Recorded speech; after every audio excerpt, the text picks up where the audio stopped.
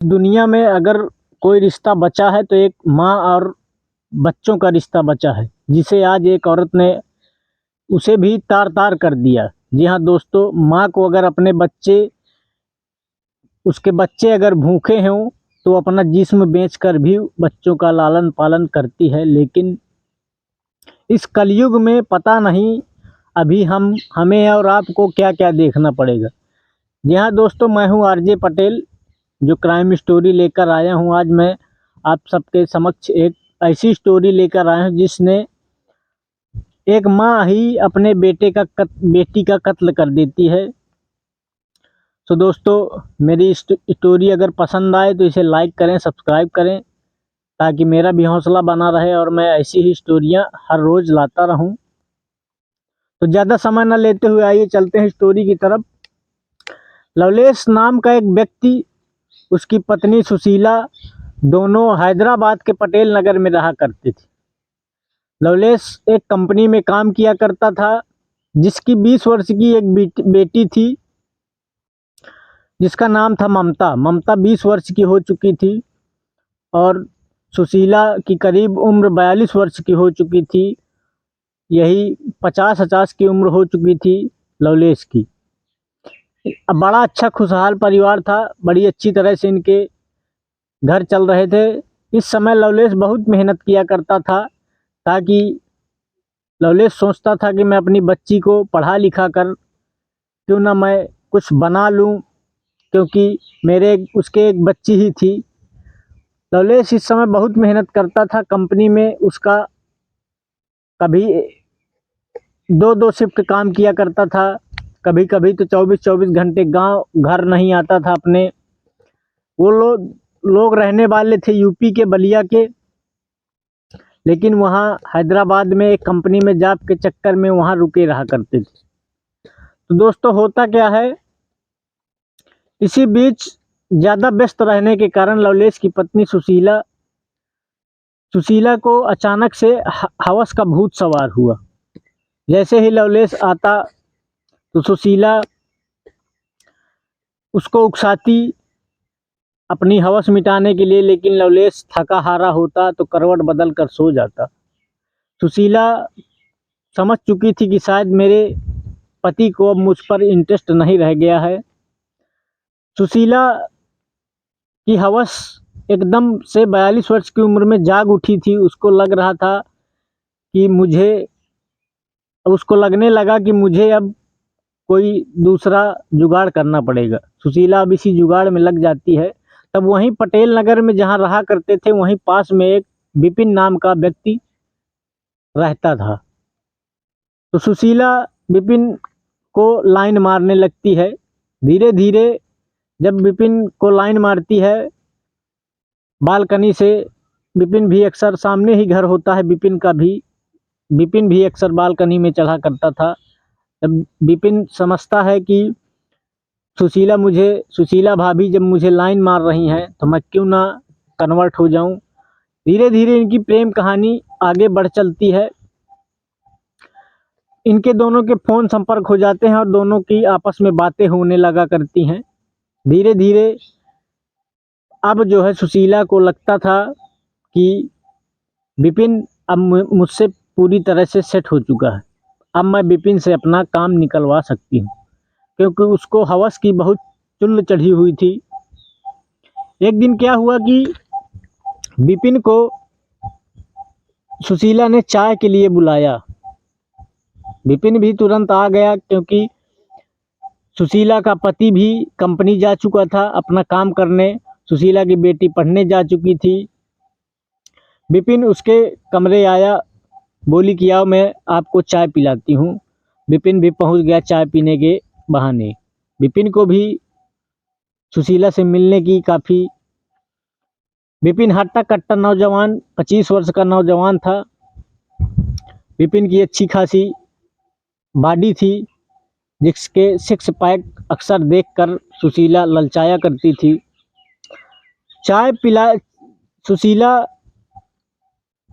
चाय बना रही थी, विपिन बेड में बैठा था। अब सुशीला चाय बनाकर लाती है और विपिन के पास रखती है। और दोनों चाय के एक एक कप ले लेते हैं, पास में बैठ जाते हैं। बातें होने लगती हैं, कुछ ऐसी रंगीन बातें होने लगती हैं, बातें होते होते कि विपिन का हाथ सीधे सुशीला की कमर में पहुंच जाता है धीरे धीरे, और कमर में हाथ पहुंचते पहुंचते हाथ सीधा उसकी सुशीला की ढोंढी तक पहुंच जाता है। ढोंढी को जब विपिन सहलाने लगता है तो सुशीला से रहा नहीं जाता। सुशीला और विपिन अब इस समय दोनों लिपट चुके थे, इतना लिपट कर दोनों गले मिले, किस किए। पास में ही बेड था तो बेड में दोनों गिर पड़े और तब तक खेला खेलते रहे जब तक दोनों का पानी निकल नहीं गया। दोनों ने अपनी हवस मिटाई। अब सुशीला को आज बहुत अच्छा लगा था, सुशीला बहुत खुश रहने लगी। विपिन वहाँ से निकल आता है, थोड़ी देर बाद उसकी लड़की आती है ममता, जो स्कूल से वापस आ चुकी थी। इसी तरह खेला चलता रहता है। अब जब ममता विद्यालय चली जाती, पति काम पे चला जाता, तो अक्सर सुशीला विपिन को बुलाने लगी। अब रोज अपनी हवस मिटाने लगी विपिन के साथ। विपिन को भी बहुत मज़ा आने लगा। विपिन को भी सुशीला की लत लग गई। अब सुशीला को भी विपिन की लत लग गई। होता क्या है, धीरे धीरे कहते हैं ना कि चोरी, किसी ऊँट की चोरी छुपे नहीं छुपा करती। तो काफ़ी दिन गुजरते गए।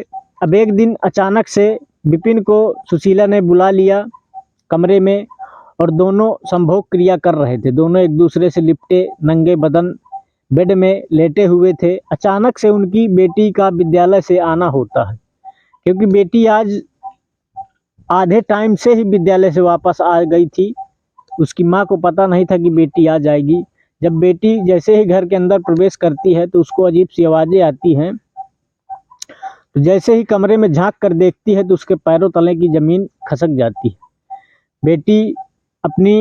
बेटी को अपनी माँ से ये उम्मीद नहीं थी।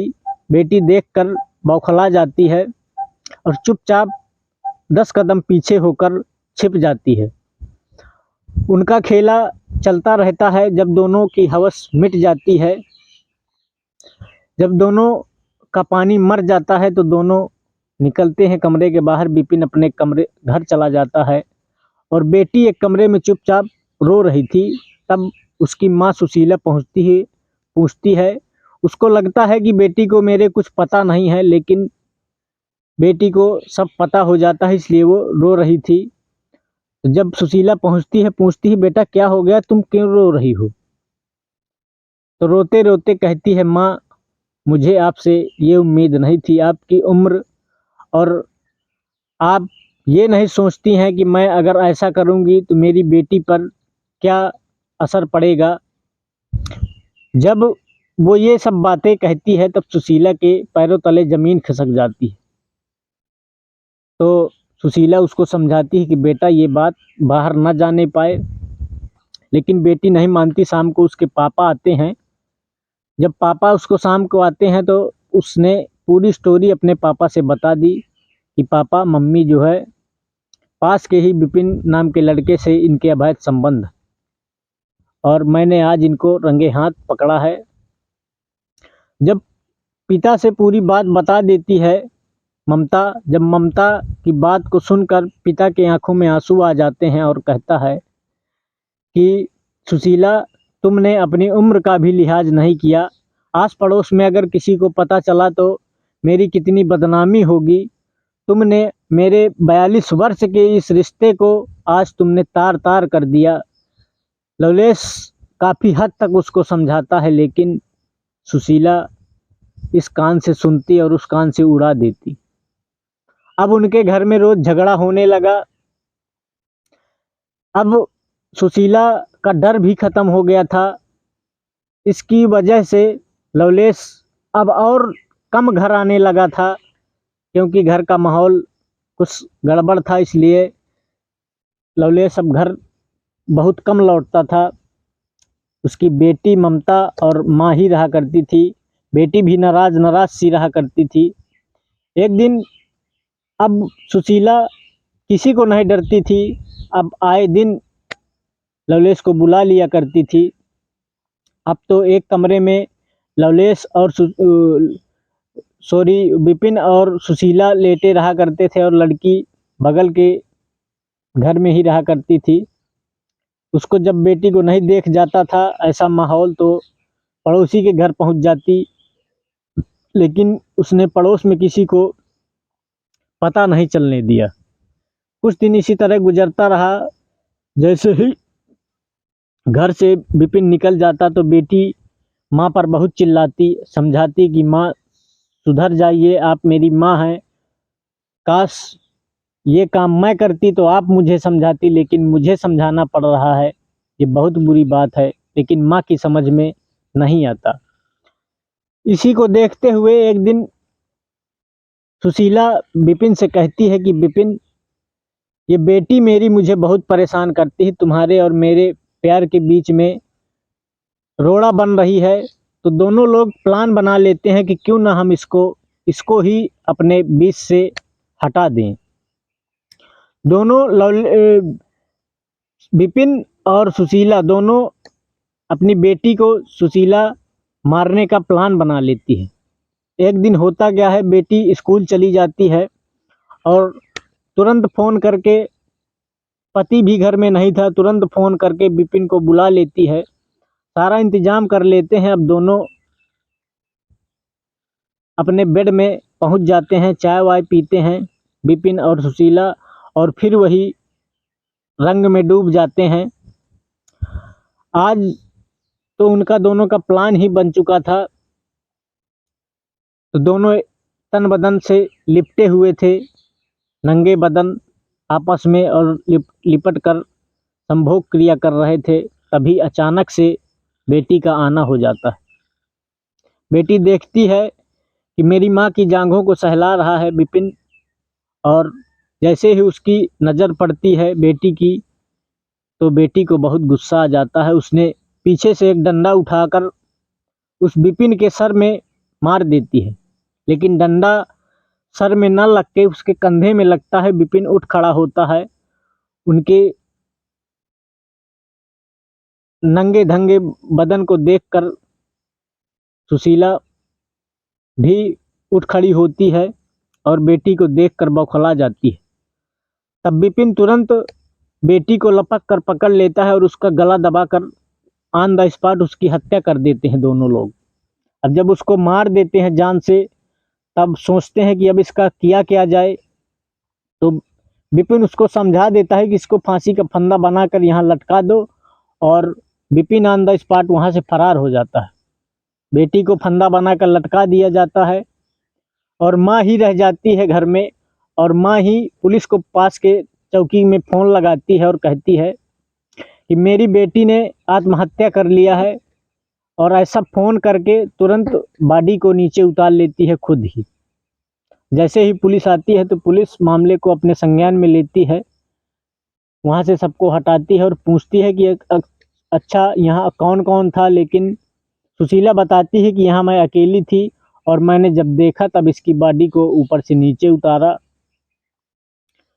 तो पुलिस सुशीला की बातों से समझ जाती है कि 20 वर्ष की ये लड़की, इसको अकेले उतारना असंभव है। सुशीला अपने ही जाल में फंसती जा रही थी। और पुलिस वालों को तो ऐसे केस हर रोज़ मिलते हैं, तो वो मुजरिम को देखकर समझ भी जाते हैं कि कौन कितना पानी में है। तभी बॉडी को पोस्टमार्टम के लिए भेज दिया जाता है। पोस्टमार्टम में गला घोटने या मतलब फांसी दोनों का ही पता चलता है, लेकिन धीरे धीरे पुलिस वाले उस सुशीला नाम की औरत का बायोडाटा निकालते हैं, पास पड़ोस में भी पता चलते हैं। तब उसको विपिन के और सुशीला के रिश्ते के बारे में पता चलता है। विपिन को भी गिरफ्तार कर लिया जाता है और सुशीला को भी गिरफ्तार कर लिया जाता है। अब वहाँ लवलेश भी आता है। लवलेश अब फूट फूट कर रो रहा था और कह रहा था कि अगर मैं कुछ टाइम अपनी बीबी को देता तो आज ये दिन देखने को नहीं आता। सुशीला और विपिन ने अपना जुर्म कबूल कर लिया था। सुशीला ने साफ साफ कह दिया था कि ये बेटी मेरे प्यार के बीच में रोड़ा बन रही थी, इसलिए मैंने इसको मौत के घाट उतार दिया। जी हाँ दोस्तों, मेरा इस स्टोरी से किसी को ठेस पहुंचाने का उद्देश्य नहीं था, मैं आप सबको सतर्क करना चाहता हूं। तो स्टोरी अगर आप सबको पसंद आए तो लाइक करें, सब्सक्राइब करें, ताकि मेरा भी हौसला बना रहे। तो दोस्तों, जय हिंद, जय भारत, जय श्री राम।